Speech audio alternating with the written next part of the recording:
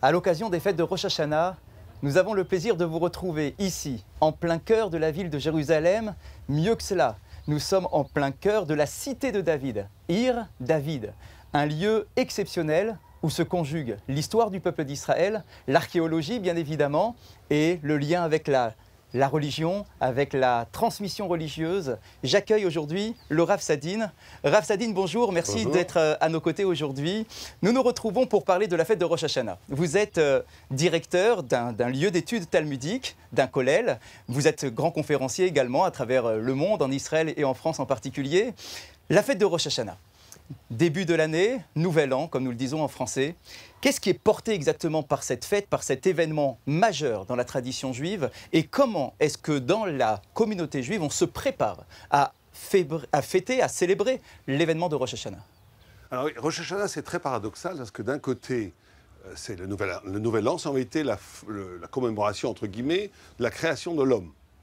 Le premier homme a été créé à Rosh Hashanah. C'est aussi le jour du jugement, puisque chaque personne est jugée à Rosh Hashanah, chaque humain, pas que les juifs, tous les humains sont jugés, et ça va déterminer un avenir aussi bien pour cette année que pour plusieurs années. Et c'est aussi le jour où on couronne le roi, ce qu'on appelle Yom Malchut, le jour de la royauté, où nous proclamons que Dieu est notre roi. Et on a un peu du mal à comprendre le lien entre ces trois choses-là, quel rapport entre les trois choses. Et donc, il y a un midrash qui est assez fabuleux, qui explique très bien ces choses-là, qui dit que quand Dieu a voulu créer l'homme, il a convoqué des anges. Et il a dit, est-ce que c'est valable de créer les hommes? Alors, il y a des anges qui ont dit, crée-le. L'ange de l'amour a dit, crée-le, l'homme est capable d'amour. L'ange de la justice a dit, crée-le, il est capable de justice. L'ange de la paix a dit, surtout, tu ne crées pas l'homme, parce qu'ils font des bagarres tout le temps, on le voit très bien tout le temps. L'homme est un animal belliqueux, terriblement belliqueux. Et l'ange de la vérité a dit, surtout, ne crée pas, c'est un mensonge, bon. Et une discussion énorme dans le ciel, crée Ibaré, Alibaré, crée-le, crée-le, crée-le. Et Dieu, au milieu de la discussion, il dit, arrêtez de discuter, j'ai déjà créé l'homme. Naasé Adam Betsalmenu, Naasé Gvar. Comme s'il avait créé l'homme au milieu d'une discussion. Et la question que se posent les commentateurs, c'est pourquoi Dieu suscite une discussion qui n'aboutit pas et qui crée l'homme au cœur même de la discussion. Et la réponse est fabuleuse. Le Maharal de Prague dit une chose extraordinaire. Il dit parce que cette discussion, jusqu'à aujourd'hui, s'il y a un prophète parmi les téléspectateurs, je ne sais pas où, parmi vous, s'il entend dans le ciel, il entendra « crée-le, ne crée pas, crée-le, ne crée pas ». C'est-à-dire que l'homme est une indétermination absolue. L'homme, il n'est pas... Si Dieu avait dit « d'accord, on va le créer », c'était pas bon. Pourquoi? Parce que si on avait décidé de le créer, on ne serait pas là. Si on avait décidé que c'était valable de créer l'homme, eh ben, il n'y aurait plus de liberté. La crédibilité de la liberté, c'est que l'homme, c'est une indétermination absolue. Et qui va faire que, oui ou non, c'est valable d'être créé? C'est l'homme à chaque instant. À chaque instant, vous faites une aumône, vous souriez à votre copain, vous faites du bien. Magnifique, Ibaré, on n'a jamais vu un animal qui donne sa côtelette à son copain. Vous dites de la médisance. Ah, l'Ibaré, on n'a jamais vu une baleine dire du mal de sa copine. Donc c'est l'homme à chaque instant qui justifie de sa propre création, mais aussi de la création de tout l'univers. Et donc, c'est ça le grand secret, c'est qu'on nous dit que à Rosh Hashanah, c'est très très solennel Rosh Hashanah. C'est 6 heures de prière, deux fois 6 heures de prière. Vous regardez tous les autres jours de l'an dans le monde, sans du tout vouloir être méprisant par rapport aux autres cultures, mais il n'existe pas, de façon anthropologique, dans le monde entier, un Rosh Hashanah qui est fêté comme chez les Juifs. Les jours de l'an, c'est toujours la fête, on se saoule et tout, c'est sympa, feu d'artifice. C'est très bien la fête du dragon, l'année du dragon, l'année du cochon en Chine, les jours de l'an en Occident. C'est la fête, c'est très bien. Mais chez les Juifs, pas du tout. Chez Israël, c'est 6 heures de prière, avec une solennité extraordinaire, puisqu'on est jugé. Et pourtant, on nous dit, on aurait dû en vérité jeûner, puisque tu es jugé à la vie et à la mort. Tout va être jugé à Rosh Hashanah. Comment ça se fait qu'on mange et on dit « Moufta shena selem nes ». On est sûr qu'on aura un miracle. Or, il y a une tradition, qu'on n'a pas le droit de se reposer sur les miracles. Mais en vérité, l'enjeu, il est comme ça. C'est que Dieu a créé l'homme comme quelque chose d'indéterminé. Et il a créé l'homme pourquoi il a fait ça? Pour que la liberté soit crédible et qu'à partir de cette liberté, on proclame Dieu roi. Et donc, c'est ça le but de l'homme. Le but de l'homme, si l'homme était un automate déjà programmé pour être bon, il n'y aurait pas d'humanité. L'humanité, c'est qu'il peut être bien et mal, et quand il choisit d'être bien par sa propre liberté, il crée un fabuleux kavod, une fabuleuse honneur à Dieu. Et donc la seule façon de passer la fête de Rosh Hashanah, c'est de dire, voilà, Dieu, tu m'as créé avec mon bien, avec mon mal, tu m'as créé avec mon ange et mon démon, tu m'as créé avec mes lumières et mes ténèbres, d'accord. Eh bien, tout ça, je le prends et je dis Dieu est roi. Ça veut dire quoi? Je dis, j'accepte le job. Puisque l'homme est créé pour le combat entre le bien et le mal, les ténèbres et la lumière, j'accepte le job. Tu acceptes le job, c'est sûr que tu passeras la fête. Donc on résout le problème, si vous préférez, de lien entre le jour du jugement, la création de l'homme et la royauté. C'est en vérité fondamentalement le jour de la création de l'homme. Vous savez que le temps juif, c'est un temps conique. C'est-à-dire que ce n'est pas d'une commémoration. J'ai dit commémoration au début, j'ai un peu tiqué parce que c'est une reconduction de l'événement biblique, métaphysique, dans le présent. À Kippour, on ne va pas à la synagogue pour se rappeler qu'on a été pardonné il y a 3500 ans. On va à la synagogue pour être pardonné. Et bien à Rosh Hashanah, c'est pareil. On est créé. Simplement, pour être créé, pour être recréé, si vous préférez, pour nous donner de la vie, il faut juger est-ce que c'est pertinent ou pas de nous créer. Et dans ce cas-là, c'est ça le jugement. Et dans ce cas-là, on doit dire, d'accord, je ne vaux peut-être pas le coup, mais j'accepte de devenir meilleur, j'accepte de grandir, j'accepte d'assumer le combat entre le bien et le mal à l'intérieur de moi et à l'extérieur de moi. Si on fait ça, c'est sûr que tu vas être recréé, puisque tu t'inscris dans la volonté même de la création. Alors, avant donc, on comprend bien cette idée d'énigme à laquelle nous devons apporter une réponse finalement spirituellement. Mais avant de vivre ce jour de Rosh Hashanah, il faut bien se préparer. On parle d'une fameuse période de 30 jours qui précède Rosh Hashanah, le mois de Elul, donc le mois avant le mois de Tishri.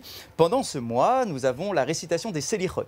Les Selichot, c'est un moment où tous les matins, nous nous retrouvons à la synagogue. Très tôt le matin, nous sacrifions une part de notre confort, de notre sommeil, pour nous préparer à l'événement. Alors, est-ce que ce mois de Elul a-t-il une importance intrinsèque ou ce n'est simplement une période de préparation pour bien vivre le jour de Rosh Hashanah? C'est les deux. C'est aussi une préparation.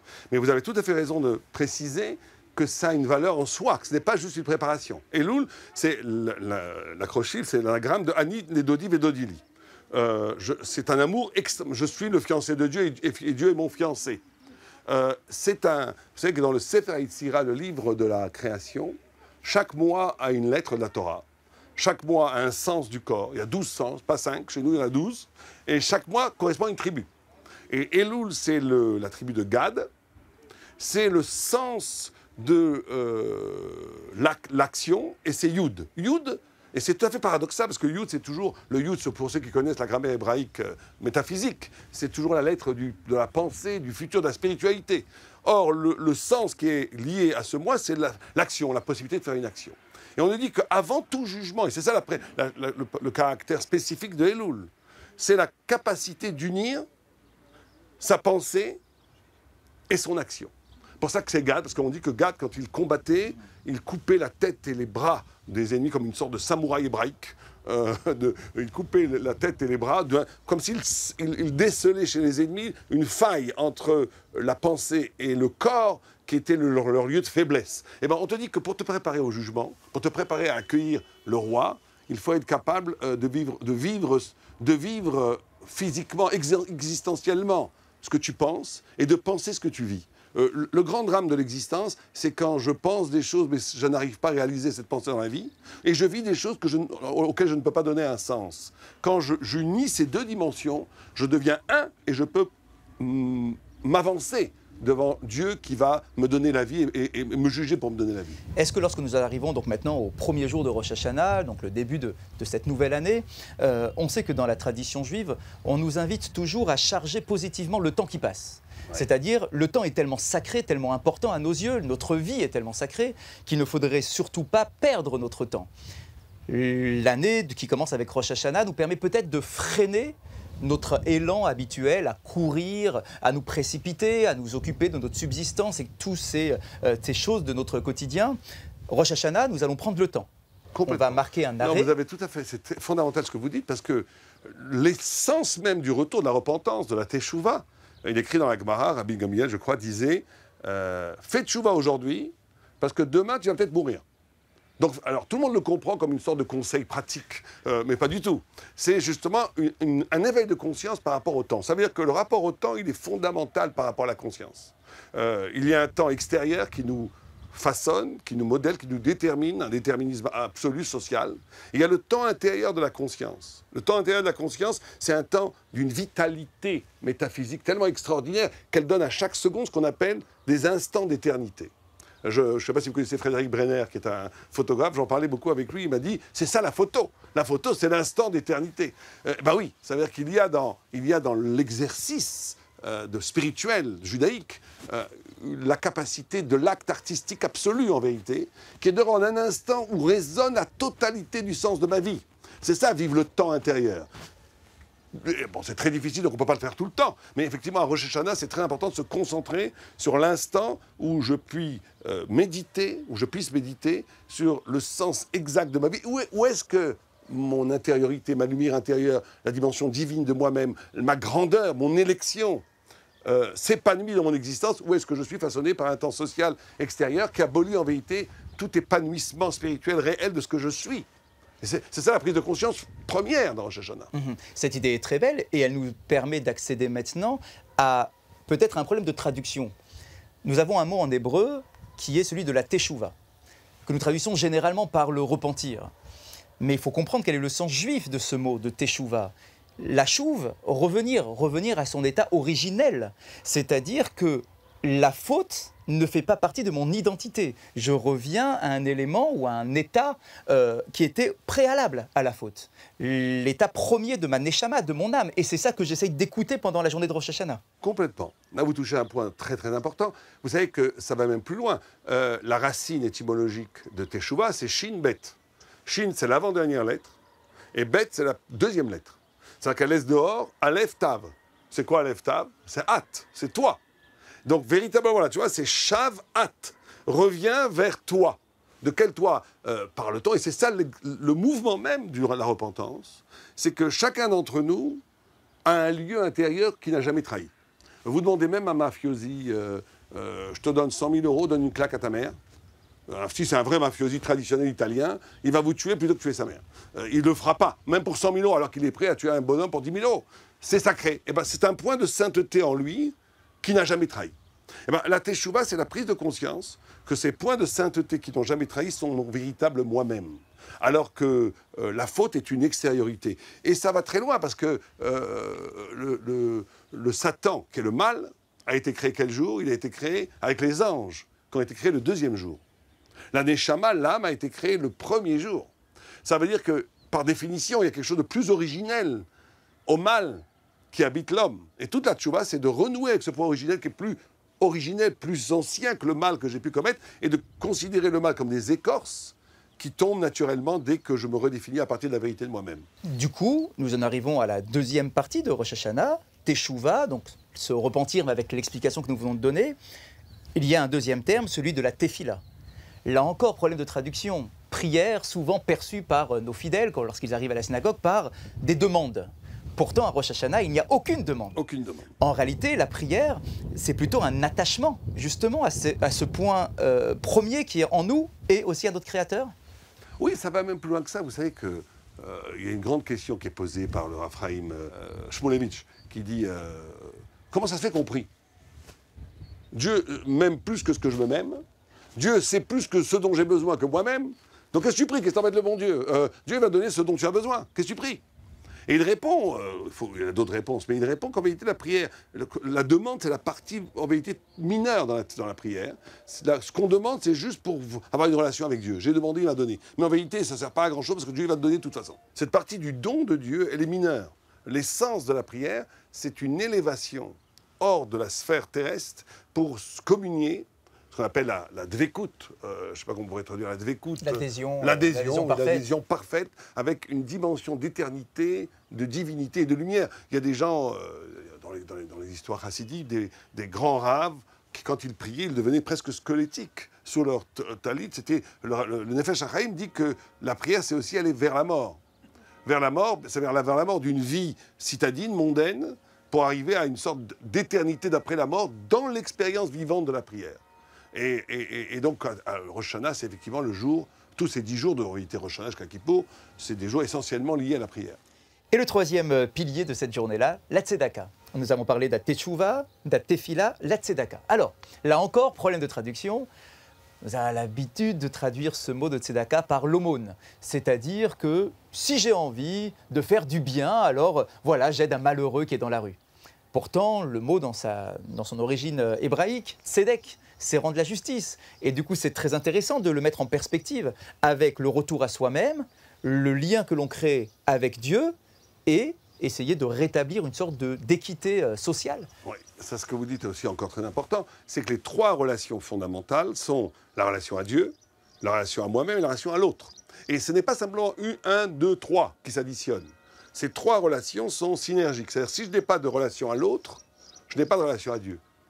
Et en vérité, ça va peut-être pas faire plaisir à tout le monde, si je n'ai pas de relation à Dieu, je n'ai pas de vraie relation à l'autre. Alors on peut être, je vous rassure tout de suite, on peut être athée, et en vérité, dans son subconscient, inconscient, appelez-le comme vous voulez, avoir une relation avec quelque chose qui nous dépasse, qui est divin, et on peut être en vérité religieux et être dans son égotisme absolu. Donc ce n'est pas une question de religion, c'est une question qu'il ne peut pas y avoir d'altruisme, de rapport véritablement à l'autre, si j'introduis pas dans ma conscience quelque chose qui dépasse mon ego et mon intérêt, c'est la relation à Dieu. Et donc la relation à l'autre, elle est constitutive de ma relation à Dieu, et elle est constitutive aussi, c'est ça le plus étonnant, de ma relation à moi-même. C'est-à-dire que l'homme est un être donnant. Si quelqu'un qui n'est pas capable de donner, c'est pas simplement qu'il est radin, c'est qu'il a détruit, trahi son humanité la plus essentielle.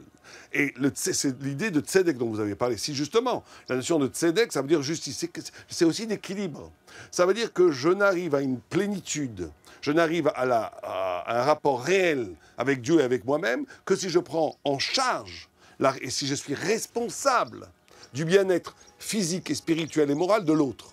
Et si je ne fais pas ça, alors ça passe très souvent effectivement par un flux d'argent. Le riche doit donner aux pauvres. D'ailleurs, d'après la loi juive, il y a une obligation absolue de donner en minimum 10% de ses revenus, jusqu'à 20% de ses revenus, à l'autre, aux pauvres, à ceux qui ont besoin. Et ça veut dire que c'est la notion que je ne suis pas défini qu'à partir d'un être individuel singulier. Je suis défini, je fais partie, je suis le membre d'un corps glorieux d'Israël et de l'humanité tout entière, en vérité, où je dois vivre non seulement ma dimension individuelle, mais ma dimension collective, où je fais partie d'un groupe humain, Israël, mais aussi de façon générale, il y a une mitzvah de donner l'aumône, enfin la tzedaka, aux juifs, aux non-juifs, quand ils respectent les lois éthiques élémentaires, il y a une obligation aussi de prendre en charge les nécessiteux juifs, non-juifs. Donc c'est la notion de solidarité qui n'est pas simplement une question éthique et morale, qui est une question essentielle à la définition de l'humain lui-même. Rosh Hashanah est la fête juive célébrant la nouvelle année civile du calendrier hébraïque. Elle est également considérée dans la tradition rabbinique comme le jour du jugement de l'humanité. Rosh Hashanah inaugure une période de 10 jours de pénitence dans l'attente du grand pardon de Yom Kippour. Elle est fêtée les 2 premiers jours du mois de Tishri, en terre d'Israël comme en diaspora. Rosh Hashanah est appelé jour de la sonnerie dans la Bible. Le rite principal de cette fête solennelle est la sonnerie d'une corne de bélier dans laquelle on souffle sur différents rythmes pour inviter l'assemblée à la Teshuvah, ancêtre hébraïque de l'examen de conscience des chrétiens. Pourquoi un chauffard? Pour certains, c'est en ce jour que Dieu s'est souvenu de Joseph dans sa geôle. On souffle pour célébrer ce moment crucial. Pour d'autres, on souffle pour rappeler qu'au terme de l'épisode de la ligature d'Isaac, Abraham immole un bélier dont les cornes se sont prises dans un buisson. Pour d'autres encore, la sonnerie du chauffard sert à proclamer la royauté divine par les hommes.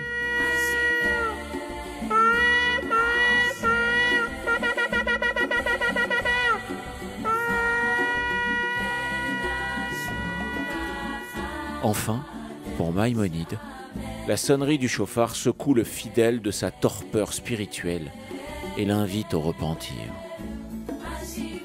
Rosh Hashanah est précédé par une période pénitentielle. On lit les slichot. Ce sont des poèmes implorant le pardon divin. La journée précédant Rosh Hashanah est tout entière consacrée à l'étude de la Torah et au repentir, en particulier pour les fautes commises envers autrui. Les Juifs manifestent leur confiance en Dieu par la joie. Les repas de fête sont dignes de l'occasion. La table comporte des aliments sucrés symbolisant l'année que l'on espère heureuse.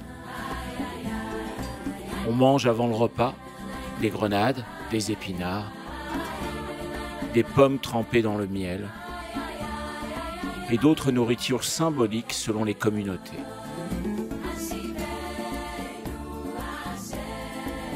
Le lendemain, à la synagogue, il est d'usage, avant de sortir les rouleaux de Torah de l'arche, de lire les 13 attributs de Dieu. Enfin, un autre usage s'est développé dans les communautés rhénanes. Après l'office de l'après-midi, les Juifs se rendent le premier jour de Rosh Hashanah vers un point d'eau courante. Ils y récitent divers versets, psaumes et prières, avant de secouer les bords de leurs vêtements, afin de se débarrasser symboliquement de leurs fautes. Le symbole, l'objet fort de la fête de Rosh Hashanah est bien évidemment le chauffard. De quoi est-ce qu'il s'agit? D'une corne de bélier, souvenir au sacrifice d'Yitzhak, on en parlera dans quelques instants, dans laquelle nous allons souffler pour faire entendre un son. Alors, cette démarche est d'ailleurs très surprenante. Nous sommes des êtres humains, dotés de paroles, raffinés. Nous sommes en train de parler de la royauté divine pendant la journée de Rosh Hashanah. On aurait pu imaginer une dissertation sur la royauté divine. Nous aurions pu imaginer une discussion philosophique sur la royauté divine. Et voilà que nous avons finalement un son bestial, le plus bas, a priori en tout cas, de prendre un souffle dans la corne d'un animal. Est-ce qu'il n'y a pas là un décalage entre ce que nous sommes censés être dans quelque chose de raffiné et ce geste très finalement bestial de la sonnerie du chauffard? Alors, je ne sais pas si c'est bestial, c'est lié au souffle. Or, le souffle, c'est très important à voir pourquoi. Vous savez qu'on dit que la parole, quand Dieu crée l'homme, il écrit Roar Bemal Ela. C'est-à-dire que l'âme elle-même est associée, identifiée dans la Torah par le souffle de Dieu. C'est comme si mon âme était Kebiecho, bien sûr, de façon imagée, était en substance le souffle de Dieu. Et quand je parle, ce souffle de Dieu serait répercuté dans la parole. Mais la parole, elle est structurée par le signifié, signifiant, je ne vais pas rentrer dans les détails trop, mais elle fait partie déjà du monde. Il y a quelque chose d'avant la parole, qui est le souffle. On va dire que le son du chauffard, c'est le son de l'âme. C'est ce qui est avant la parole et qui porte la parole, et qui est la continuation du souffle de Dieu. C'est que quand on souffle le chauffard, ce qu'il faut entendre, c'est justement cette dimension pré-langage. Parce que le langage est, par définition, non pas infesté, mais en tous les cas investi, structuré par toutes des références qui font partie mondaines, de la société, de la culture, même de la religion, qui masquent quelque part l'origine divine absolue, infinie, qui est avant le langage. Et tout le travail de l'écoute du chauffard, c'est d'être capable de renouer avec une dimension intérieure qui est avant, qui est plus originelle que la parole, et qui est le souffle de Dieu incarné dans l'âme qui elle-même s'exprime par le souffle du chauffard. Et on dit qu'on ne peut arriver à cette unité, c'est-à-dire que c'est magnifique le moment où on sent le chauffard, dans les synagogues, vous avez un moment donné absolument magique, où tout le monde se tait, et on entend cette voix, et certains, les chassidim et les sfaradim, font le son du chauffard au milieu même de la prière silencieuse. Et donc ça veut dire que c'est un moment où on s'arrête, où tout s'arrête, où on n'est que dans une méditation absolue, avant pré-langage, où je suis dans une sorte d'adhésion totale à l'origine divine qui constitue tous les éléments de l'univers, en vérité. Et donc c'est fondamental, c'est la mitzvah, en vérité la seule mitzvah d'Oraïta, même prier, c'est plutôt d'un niveau rabbinique. La mitzvah de la Torah, c'est fondamentalement une obligation toraïque d'écouter le chauffard et de sonner le chauffard au Shana. D'ailleurs, intéressant de remarquer que lorsque l'on récite la bénédiction avant les sonneries du chauffard, l'ishmoa kol chauffard, c'est une mitzvah non pas de sonner avec toute la technicité que cela peut engendrer, mais c'est surtout une mitzvah d'écouter, l'ishmoa, donc d'écouter ce son, peut-être le mien également, qui rentre en communion avec le souffle de Dieu qui est en... Complètement, c'est avant même l'action. La mitzvah est passive, il faut l'écouter. Maintenant, le son est structuré de façon très, très extraordinaire, puisqu'il y a une discussion, ou plutôt un doute qui s'installe dans le Talmud. On sait qu'il doit y avoir un son clair, après il y avoir un son entrecoupé. Il y a une discussion, comment est-ce qu'on entrecoupe ce son? Est-ce que c'est des sons saccadés? qu'on appelle trois, ou trois sons séparés qu'on appelle shvarim. Ça veut dire qu'on est ici dans une... Alors la Gemara, elle dit, on ne sait pas, est-ce que c'est comme quelqu'un qui commence à pleurer ou quelqu'un qui est à la fin de la prière. Et moi, et le Harizal dit que ce n'est pas du tout un doute. C'est que le doute est essentiel au son. Ça veut dire que l'homme serait constitué par cette interrogation, où est son point le plus profond? C'est le début de l'émotion, quand je commence à être, ou bien au bout de l'émotion. Le soir du Seder, de Rosh Hashanah, nous avons une coutume. Dans toutes les familles juives, nous nous retrouvons autour de la table en rentrant de la synagogue et nous mettons en place des signes qui vont porter en eux, on va dire en français, des signes de bon augure. C'est-à-dire qui vont porter en eux de belles symboliques pour commencer l'année. De quoi est-ce qu'il s'agit? Est-ce qu'il y a de la superstition? Est-ce qu'on va dire, parce que j'ai mangé des grenades pendant ma soirée de Rosh Hashanah, alors mon année sera pleine de mitzvot, etc. Quel est le lien et quelle est l'approche juive de ce Seder de Rosh Hashanah? Alors, c'est vrai que c'est une discussion dans la Gemara elle-même, dans le Talmud. Est-ce que Simané Milta, est-ce que les signes veulent dire quelque chose ou pas? Il y a une vue qui dit ça ne veut rien dire, bon, ça ne sert à rien. Donc il faut aussi la prendre en compte. Mais la tradition a pris la vue qui dit... Alors bien sûr, il ne faut pas le traduire comme quelque chose de lourd, d'absolu. J'ai mangé des dates douces, je vais avoir une année douce automatiquement. Non, pas du tout. Simplement, on sait très bien aujourd'hui avec la psychanalyse et avec... on le sait, que la façon dont je vis va influencer ma vie. Si je suis souriant avec les gens, eh ben la vie va me sourire. Si je suis toujours dans le ressentiment, dans le calcul, dans le pourquoi, dans le questionnement, à un moment donné, effectivement, la vie va me le rendre. C'est une dimension métaphysique que les gens un peu ignorent trop. C'est mida keneged mida, mesure pour mesure. La façon dont je vis, la vie me le rend. Or, le soir de Rosh Hashanah, quand même, le soir qui va conditionner, la journée qui va conditionner toutes les années futures, on essaie de s'entourer de vibrations positives, comme on dit aujourd'hui. Il ne faut pas le prendre plus que cela, c'est sympathique, mais c'est certain que de vivre une expérience de vibration positive, de façon conviviale, autour d'une table avec du vin, en disant des phrases positives de bonheur, en goûtant des mets sucrés qui amènent la douceur et le bonheur de la vie, vont engendrer de façon presque mécanique un retour de bonheur dans la vie. Oui. Nos maîtres ont fait un choix le matin de Rosh Hashanah sur le passage de Torah qui est lu dans les synagogues. Le passage retenu, alors très intéressant, découpé entre le premier jour et le deuxième jour de Rosh Hashanah, nous avons cette approche qui tourne finalement autour du personnage d'Yitzhak. Yitzhak, pourquoi Yitzhak? Parce que la tradition nous enseigne que c'est ce jour où son père, Abraham, sous l'ordre de Dieu, a pris son fils, alors je vous rappelle, son fils qui a déjà 37 ans, donc il faut sortir de cette image d'un enfant qui est pris par son père, un homme de 37 ans qui est accompagné par son père sur la montagne afin de le sacrifier. Est-ce qu'il y a une nécessité, le jour de Rosh Hashanah, jour donc de la création, anniversaire de la création de l'être humain, d'avoir cet homme, Abraham, qui est prêt à sacrifier son fils Yitzhak, avec toute la symbolique que cela peut représenter? Alors ça aussi c'est très intéressant. C'est la création de l'homme, mais la ligature d'Yitzhak, la Kadat Yitzhak, c'est l'irruption de l'identité d'Israël. Et ça c'est quelque chose, le Zohar dit, Abraham est tout amour. Abraham c'est l'amour. Dieu lui demande un acte qui est l'anti-amour par excellence. De tuer son fils, je pense qu'il n'y a pas de pire anti-amour que ça. Et donc, et Yitzhak est la loi, la rigueur, la rectitude, il n'y a pas de demande plus insensée contre la loi de sacrifier un être humain. S'ils étaient restés chacun dans leur nature, même spirituelle, c'est ça la différence entre la kedusha, la sainteté, on peut là aussi des problèmes de traduction, mais la kedusha qui veut dire la sainteté dans l'acceptation juive, et la spiritualité. Un homme peut être très spirituel. Il ne sera pas forcément saint dans l'acceptation du terme hébraïque. Et quelle est la différence? La spiritualité, c'est le développement, l'épanouissement de ma nature la plus profonde à un niveau le plus haut possible. Si Abraham était resté qu'à ce stade, il aurait dit, écoutez, bon Dieu, tu me demandes ce que tu veux. Tu me demandes de jeter par la fenêtre, je le fais. Tu me demandes de donner tout mon argent à tous les pauvres, je le fais.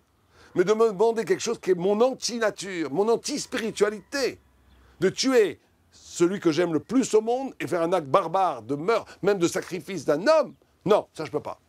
Et Yitzhak aurait dit le contraire. Ça va contre mon intelligence rigoureuse, c'est contre le dîn, contre la loi, on ne sacrifie pas les humains, c'est toi-même Dieu qui l'a dit. Or, à ce moment-là, ils se sont tus, et chacun a fait un dépassement de son identité, un dépassement de l'identité, au point où Abraham, le Zohar nous dit, le feu qui est Yitzhak est devenu de l'eau, et l'eau qui est Abraham est devenue du feu Shamaïm, en hébreu l'eau et l'union étymologique, linguistique du feu et de l'eau donne ciel. C'est-à-dire qu'il y a une échappée vers le ciel. C'est-à-dire qu'à ce moment-là, ils sont devenus kadosh, ils sont devenus saints, séparés. C'est-à-dire que la notion de kedusha, c'est la notion Rachid dit séparation, séparés de leur identité pour se mouvoir dans un monde qui les dépasse complètement, qui est un monde divin. Et là naît la notion d'Israël. Israël, c'est cette notion de kedusha. Et d'ailleurs, ça explique pourquoi d'ailleurs les gens peuvent se convertir. Vous savez, c'est là la racine même de la conversion, parce que d'un côté, on est juif à jamais. C'est quand même quelqu'un qui devient bouddhiste, chrétien, restera juif. Après 120 ans, on lui dira pourquoi tu n'as pas mis les tefilines. Ça ne change pas. Et donc c'est une essence. Et d'un autre côté, n'importe quel non-juif peut devenir juif, s'il le fait correctement, avec de bonnes intentions et en sincère. Et il devient juif 100% comme vous et moi. Il est juif. Comment c'est possible? Si c'est une essence, c'est pas, on ne peut pas devenir Cohen, on ne peut pas devenir Lévi. Parce que justement, l'essence d'Israël, c'est un au-delà de l'identité. Donc n'importe quel humain peut vivre cette expérience de l'au-delà de l'identité et assimiler cette nouvelle identité qui est au-delà de l'identité. Et c'est pour ça qu'à Rosh Hashanah, qui est le jour de la création de l'homme, c'est aussi la création de l'homme d'Israël. L'homme avec cette identité nouvelle qui est signifiée, qui est apparue la première fois dans l'histoire au moment de la ligature d'Israël. Toujours dans les choix des textes choisis pour la lecture de Rosh Hashanah, on voit également que les femmes sont mises en évidence. Et pas n'importe quelle femme. Des femmes qui intrinsèquement sont stériles, ont un problème pour enfanter. Et ce jour-là, nous dit la tradition, justement, Dieu écoute ces prières et vient exaucer les prières. Elles peuvent recevoir en elles une nouvelle vie. Quel est le lien, là encore, avec le choix des femmes et de la stérilité pendant la journée de Rosh Hashanah? Le lien, là, est plus évident. C'est la notion du miracle. On est tous d'un miracle. Alors, d'une façon naturelle, on a l'impression que là, stérile, là, pas stérile. Mais en réalité, la naissance d'un être humain et la naissance de l'homme, c'est un miracle absolu. L'homme est un miracle absolu. Et donc, c'est accentué, si vous préférez, symbolisé par cet épisode où Sarah ne peut pas avoir d'enfant pendant des années et que l'enfant naît de la prière. L'enfant naît de la prière. Or, nous sommes tous des enfants de la prière. Ça veut dire que, encore une fois, Rosh Hashanah veut nous enseigner que de sortir d'une vie organique, biologique, d'une définition humaine qui serait liée simplement au déterminisme du mondain, de l'organisme, du biologique, du social, pour redéfinir une humanité miraculeuse dont l'origine est, par définition, plus ancienne que le monde, comme disait Lévinas. Et ça, c'est fondamental, parce que c'est cette conscience-là première qui donne la dignité même de l'humain. Les femmes, on vient d'en parler, mais pas n'importe quelle femme. On a Sarah, on a Hannah également, mais on a une femme qui ne fait pas partie du peuple d'Israël. On va nous parler à Rosh Hashanah des larmes d'une autre femme qui est la maman de Sisra. Et là, c'est incroyable. Sisra est un guerrier, un militaire, ennemi du peuple d'Israël, qui va à la guerre contre le peuple d'Israël. Ce jour-là, il perd le combat. Et le texte nous enseigne que sa maman, à la fenêtre, attend son fils. Et elle pleure parce qu'elle ne le voit pas rentrer alors qu'il rentre toujours victorieux de tous ces combats. Elle pleure, elle verse des larmes, et nous allons instaurer les sonneries du chauffard en prenant pour référence les pleurs de cette femme. Et là, c'est incroyable. La force de la prière, mais pas simplement, la force des pleurs, des larmes d'une femme qui viennent symboliser ici toute l'essence même de la journée de Rosh Hashanah avec le chauffard. Oui, ce qui est très très fort, parce que Sisra, il faut imaginer que c'est une sorte d'Hitler. Il veut la destruction du peuple d'Israël. Et donc, comme si la tradition instituait un rite basé sur les larmes de la mère d'Hitler qui serait mort dans son bunker. C'est aberrant, c'est incroyable. Et en vérité, c'est Golda Meir, ce n'est pas une référence très religieuse, mais elle disait une très belle phrase. Elle dirait, on pourra peut-être vous pardonner un jour nos morts, mais on ne pourra pas vous pardonner de nous avoir obligés de tuer vos morts. Et c'est le grand problème d'Israël. C'est que d'un côté, Israël est un peuple de prêtres. Un peuple qui est fait pour vivre originellement hors du monde. Et Dieu dit non, vous allez vivre dans le monde. Ça ne suffit pas d'être les témoins de la vérité absolue divine, il va falloir que vous... Et cette rentrée dans le monde va imposer des frictions, des guerres, des polémiques, des problèmes qui vont nous obliger à nous aussi, des fois, de faire du mal à nos ennemis pour nous défendre. Or, ça, c'est une blessure dans l'identité sacrée d'Israël. Et on dit, ces larmes de la mère de Sisra, c'est pas elle qu'on commémore, c'est les larmes de notre... Il y a dans le fait même d'être créé, encore une fois, au Shana, aussi l'acceptation de rentrer dans le monde, qui va engendrer, par définition, des conflits Et on va être peut-être aussi la cause, des fois, d'une restriction d'épanouissement des autres, par définition. Je ne veux pas rentrer dans les problèmes géopolitiques, mais il y aura par définition, quand Israël rentre dans le monde, avec cette extraordinaire énergie de la parole divine, il va avoir des frictions avec des forces qui vont vouloir, eux, au contraire, rendre absolue la matière, le réel, et vont vouloir se battre contre le témoignage d'Israël de l'au-delà de l'être, et il va y avoir une guerre. Et cette guerre va créer, par définition, de la souffrance, et nous souffrons de cette souffrance. Et donc, c'est ça l'idée. Il faut être capable de souffrir de la souffrance de ses ennemis. Et c'est ça qui est signifié au cœur même de la journée, une des journées les plus sacrées de Rosh Hashanah. L'un des derniers gestes de cette journée, pas dans la chronologie, mais dans son importance, c'est le moment que nous appelons le tachlir. L'individu se retrouve face à un cours d'eau pour symboliquement y jeter ses péchés. Alors là encore, il faut trouver la part du geste et la part du symbolique. Qu'est-ce que cela représente? Pourquoi de l'eau? Pourquoi à Rosh Hashanah? Et quel est ce geste-là de sortir de nos poches, de notre identité, de ce que nous sommes, nos fautes, et les jeter à la mer? Alors, 3 minutes après, j'aurai plus de fautes, je suis considéré comme un ange. Alors ça a été le reproche que les chrétiens, par exemple, les premiers chrétiens ont fait aux juifs et au judaïsme. On se lave les mains, vous connaissez la métaphore, c'est trop facile. Les juifs n'ont jamais eu de problème avec ça. Mais c'est vrai qu'on a peut-être eu un problème avec ça. C'est-à-dire que Dieu nous donne des clés pour objectiviser, instrumentaliser l'intériorité. Et pour que cette intériorité ne reste pas simplement quelque chose d'aérien, lié simplement à la liberté humaine, qui par définition à un moment ne marche plus, on nous donne des règles d'acier très fortes. On te dit, si tu veux faire vraiment repentance, ne le fais pas qu'avec des mots. Fais-le avec un geste symbolique fort, qui dit, voilà, maintenant, à partir d'aujourd'hui, moi, ce que je faisais avant, je ne le ferai plus. Et je m'engage à ne plus le faire en vidant mes poches de ces péchés. Alors il faut vivre cet instant comme une expérience presque théâtrale, presque existentielle très forte, qui va avoir un impact sur ma conscience et me permettre véritablement après de travailler sur mon intériorité. Mais si on fait juste le geste en pensant que ça va me gratifier d'un lavage spirituel garanti, j'ai plus rien à faire après, il vaut mieux ne pas le faire. Il vaut mieux ne pas le faire parce qu'à ce moment-là, on tombe dans l'erreur cardinale où le ritualisme remplace la vraie tchouva, la vraie repentance, le vrai travail intérieur.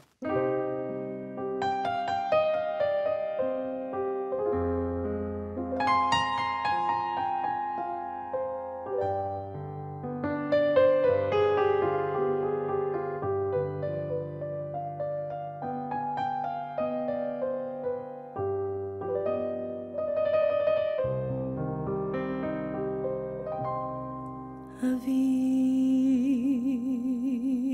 Malkeinu Shema Koleinu Avinu Malkeinu Chatanu lefanecha Avinu Malkeinu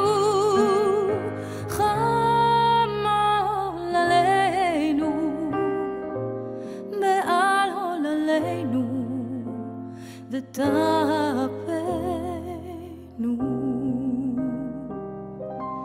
אבינו מלכנו קל דבר בחרב ורעב מעלינו אבינו מלכנו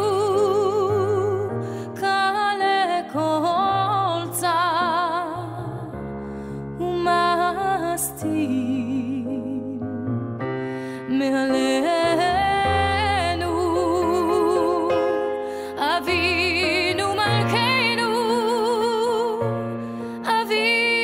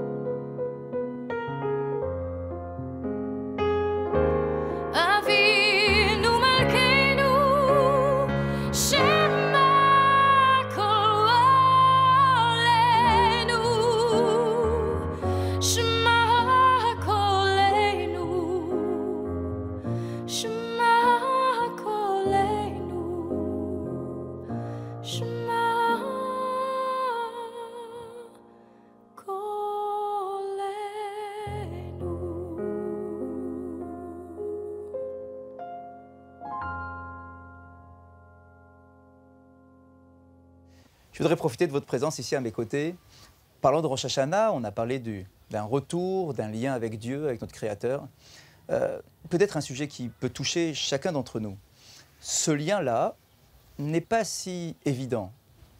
Il n'est pas si serein. Certaines vies sont tumultueuses, difficiles. Nous avons l'impression que la vie ne nous sourit pas ou qu'il y a des épreuves difficiles et plus que difficiles à surmonter. Dieu, d'après tout ce que nous venons de dire, attend que nous faisions ce pas pour aller vers lui. Mais des fois, nos fidèles nous disent « mais et lui ? Pourquoi est-ce que j'ai l'impression qu'il n'est pas à mes côtés, qu'il ne m'épaule pas dans ce cheminement ?» Qu'est-ce qu'on pourrait leur répondre? Ça, c'est une grande question, il faudra en parler beaucoup plus de temps, mais l'alliance, en hébreu, est formulée koret brit. Koret, ça veut dire séparation. On aurait dû dire en hébreu, koret, ça veut dire couper, couper une alliance. En bon français, on dit lier, contracter une alliance. On aurait dû dire lier une alliance. Alors on ne dit pas ça, on dit koret brit. Parce que l'idée de koret brit, c'est que je suis avec toi, une vraie fidélité entre nous, pour faire comprendre très rapidement. Si quelqu'un est fidèle à sa femme quand il est au restaurant avec elle, il n'y a pas de... c'est normal. S'il est tout seul à Bangkok et qu'il est fidèle à sa femme, dans un hôtel alors qu'il est à 10 000 km, ça veut dire qu'il est vraiment fidèle. Ça veut dire que la fidélité, c'est que dans la Bible, quand on faisait une alliance, on prenait une assiette, on la cassait en deux. D'ailleurs, chez les Ashkénazes, dans les fiançailles, on fait ça. Et c'était une façon de dire, voilà, on va se séparer, mais une partie de moi, je te donne, et une partie de toi, tu me le donnes. Et même si on est séparés, on est ensemble. Or, l'expérience du rapport au divin, c'est pas tout bénéfique. C'est que même quand je suis séparé, j'ai l'impression que Dieu n'est pas avec moi, il est avec moi. Et tout l'enjeu de le nisayon, c'est-à-dire l'épreuve, c'est d'être capable de... Si on ne voit Dieu que quand il me donne des bonbons et à manger et de l'argent, c'est qu'on est à un niveau très infantile du rapport à Dieu. Il faut être capable de voir Dieu dans toutes les manifestations de la vie. Des fois, il sourit, des fois, il se sépare, mais dans cette séparation elle-même, c'est un appel à quelque chose qui me rend peut-être plus proche que s'il me souriait. Et donc, c'est ça le travail de l'alliance. Il y a un très joli commentaire rabbinique à propos des sonneries du chauffard. Justement, pour terminer sur cette idée-là, le premier son du chauffard est un son simple, doux, délicat, un lien avec Dieu qui est parfait, sur lequel il n'y a pas de question. L'état premier de l'individu qui trouve son identité, sur lequel il n'y a pas tellement d'épreuves. Et puis, les deux sonneries intermédiaires sont les sonneries de notre vie, de notre existence, avec nos questionnements, avec le tumulte, avec les remises en cause, les remises en question. Mais finalement, la dernière sonnerie est à nouveau un son long.